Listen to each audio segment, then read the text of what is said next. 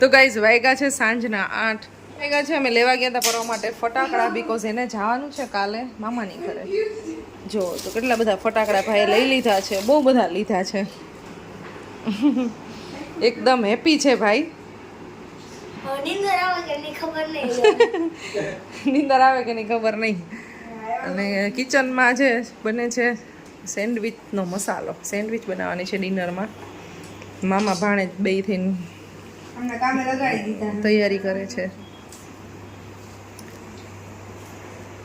કામે લગાડવામાં આવ્યા છે. સાવ સાચી વાત કરી. બીકોઝ મને થોડુંક થાય છે સ્ટમકમાં પેઇન.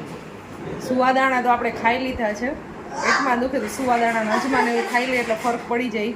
પણ હવે જો 1-2 કલાકમાં કદાચ પડી જશે. કાલે સવારે પરવાને ખુશીને ને દીપને જવાનું છે વેકેશન. પરવાને છે ને આવ્યું છે હોમવર્ક, વેકેશન હોમવર્ક આવ્યું છે. હોમવર્ક છે ને આજ કમ્પ્લીટ કરી નાખવું છે.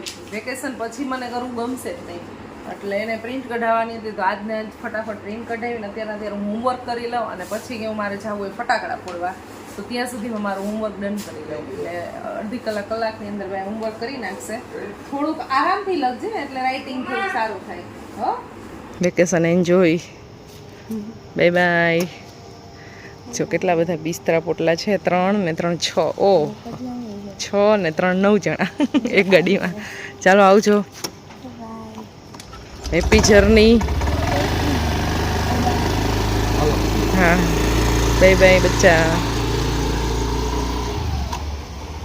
ભાઈ 5:30 વાગ્યા છે અને પરવોને ખુશી દીપ મામા સાથે ઢાંક જાય છે.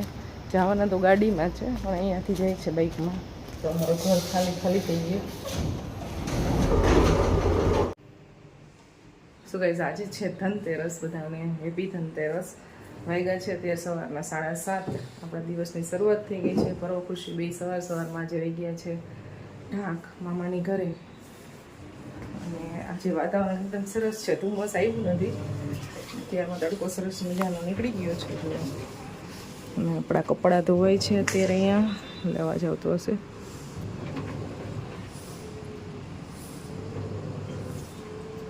નાસ્તામાં બનાવવાના છે ગાંઠિયા.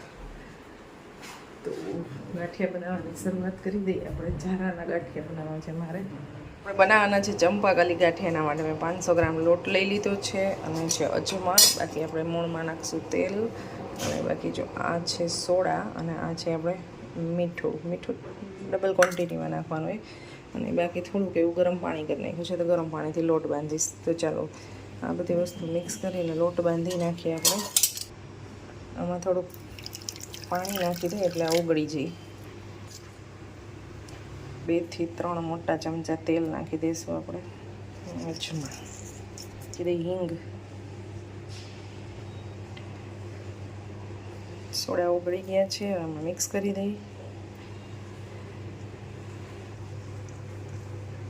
લોટ એકદમ થઈ ગયો છે મસ્ત રેડી. ફૂલ મસળો છે આને 10-15 મિનિટ એટલે એકદમ સરસ થઈ ગયો છે. જેટલો વધારે મસળીને એટલા ગાંઠિયા સરસ થાય. તો હવે હું બાંધીશ તીખા ગાંઠિયાનો લોટ લઈ લીધો છે 500 ગ્રામ. એમાં નાખી દીધી ચટણી, મીઠું અને અજમા. આમાં સોડાનો ઉપયોગ નથી કરતી. અને થોડુંક એવું તેલ નાખ્યું છે. તેલ બહુ ઓછું યુઝ કરવાનું, ના કરી તોય ચાલે. બસ મેં થોડુંક એવું તેલ નાખ્યું છે. બાકી ગરમ પાણીથી હમણાં લોટ બાંધી લઈશ. ગાઈસ, તીખા ગાંઠિયા બધાય કમ્પ્લીટ થઈ ગયા છે. બસ અત્યારે લાસ્ટ બનાવે છે. આટલા બેના છે. બહુ ઝાઝા નથી બનાવ્યા અમે, થોડાક એવા બનાવ્યા છે.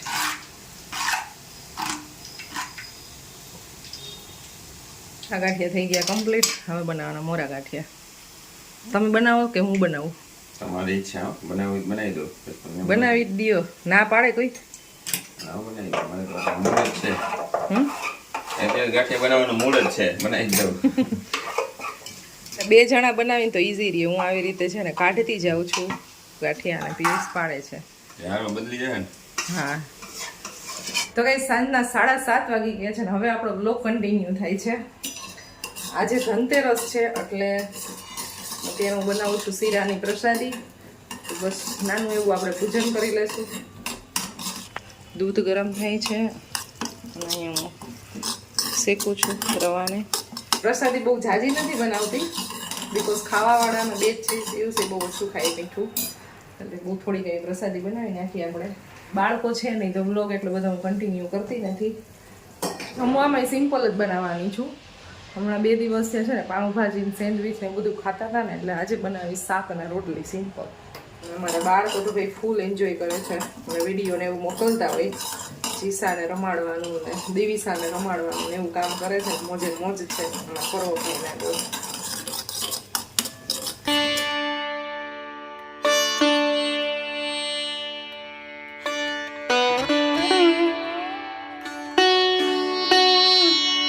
ડિનર થાય છે ને અત્યારે વાગી ગયા છે 11:15 તો આજે તો હા તો આજે જમવામાં મને છે રીંગણાનું શાક સંભારો છે સલાડ છે પાપડ છે રોટલા છે અને શીરાની પ્રસાદી આપણે કરી હતી ધનતેરસની હા તો એ બનાવી છે છાશ છે બસ કાચરી છે કાચરી કેવી લાગી તમને ખાલી તો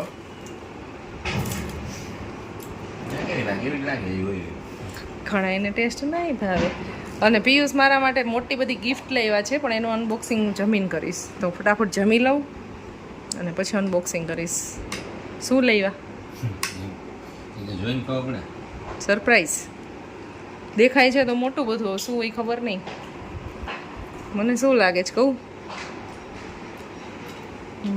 એ મુખવાસદાની ટાઈપનું કંઈ બી હશે એવું આમાં તો છે ને બહુ બધો વજન છે એટલે મને એવું લાગે છે કે કંઈ બી કાચની આઈટમ હોય ને એવું સાચું જો પણ લે ના ખોલતો નહીં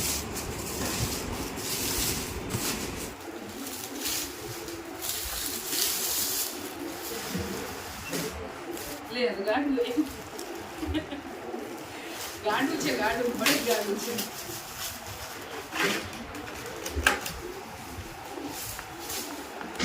હા થોડા છે બાપડિયા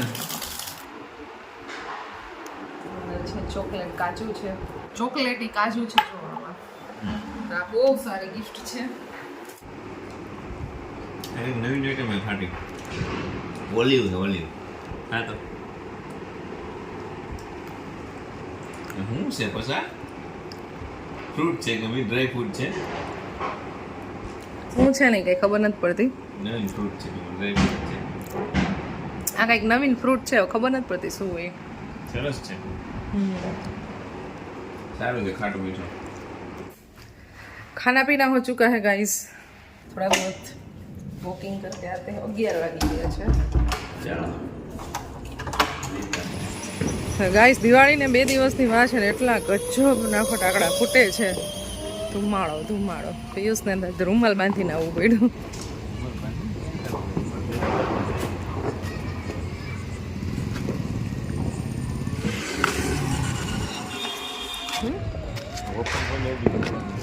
અત્યારે બંધ થઈ ગયું ખુલ્લું જ હોય રોજ ગાઈસ 5 કિલોમીટર હાલીને આવી ગયા થાકી ગયા 1000 મીટર રહી છે 5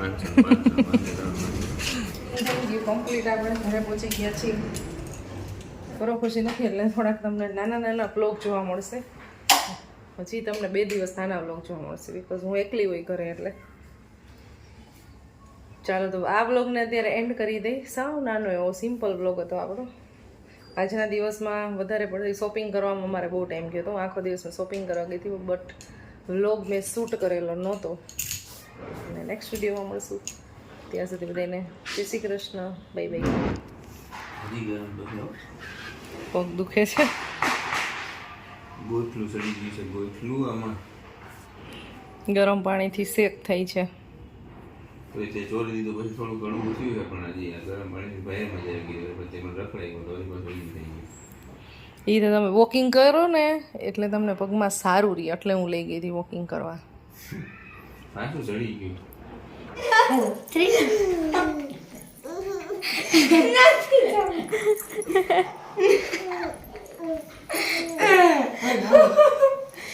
ઊભી થઈ જાય